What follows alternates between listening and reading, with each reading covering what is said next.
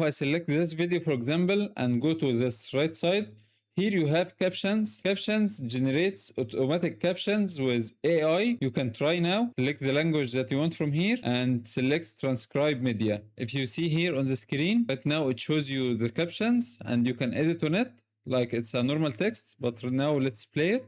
And welcome to the channel. In this video, I'm going to show you how to enable your XMP profile. It's not correct, like this is XML and I said XMP. You can change it from here. You can change the color like this. You can change the font. You can change the size like a normal text. I'm going to talk about how to add text later.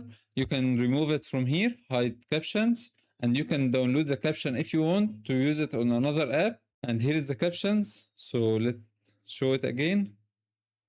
XML, let's change it to XMP. So this is how it works. If I go back, it shows here XMP.